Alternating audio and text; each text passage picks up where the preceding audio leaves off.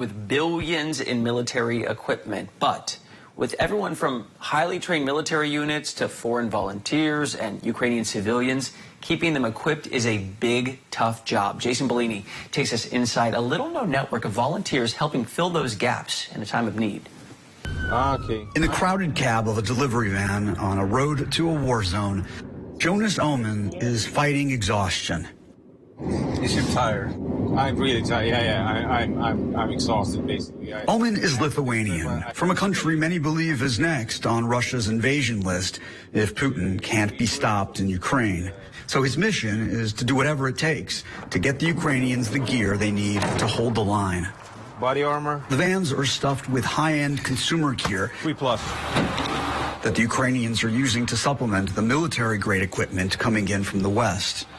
Helmets. Not ballistic ones, but for artillery, they're good enough. And a couple of other things I'm not going to show you. The Kremlin has said it will target any attempts to resupply the Ukrainians, so Oman has learned to not ask or answer too many questions. Where are those from?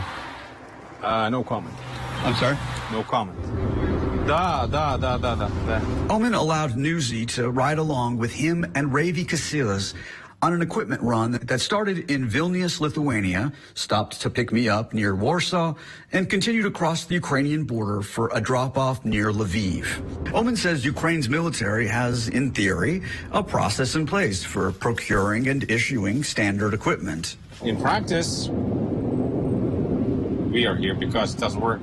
There are lots of new units or people returning from retirement, so to speak, and then they need basic gear. Basic gear. Yeah. The vest, the helmets. A lot of that. The next level is regular forces who has a certain amount of support, but need maybe drones or thermovision or something a little more sophisticated.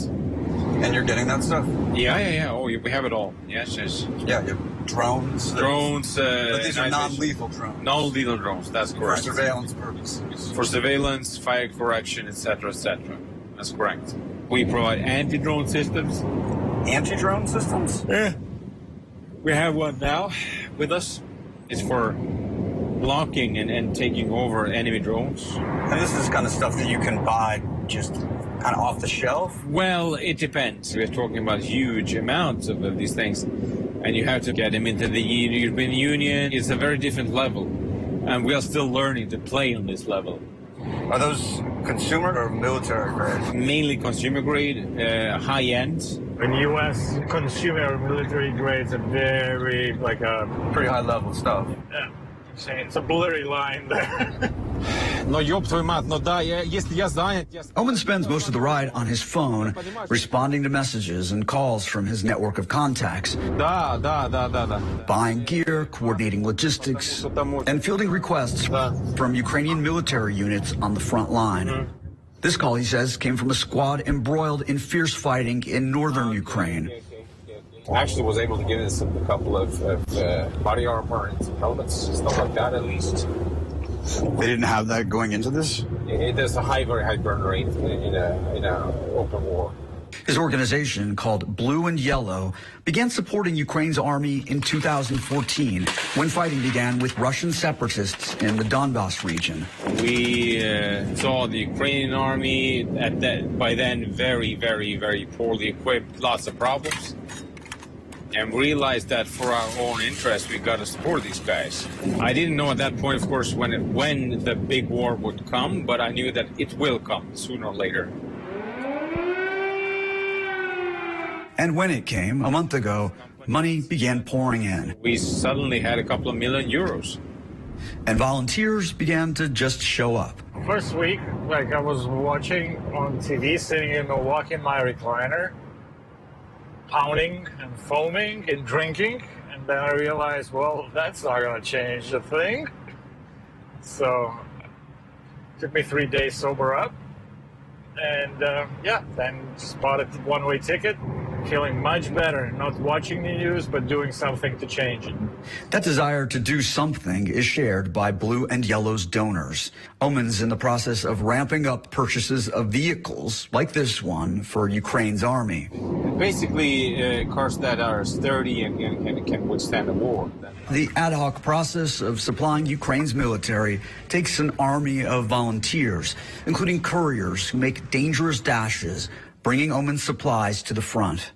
Volunteers, fighting and non-fighting, are Ukraine's secret weapon in its battle against what was a far better equipped Russian army. Jason Bellini is with us tonight from Warsaw, Poland.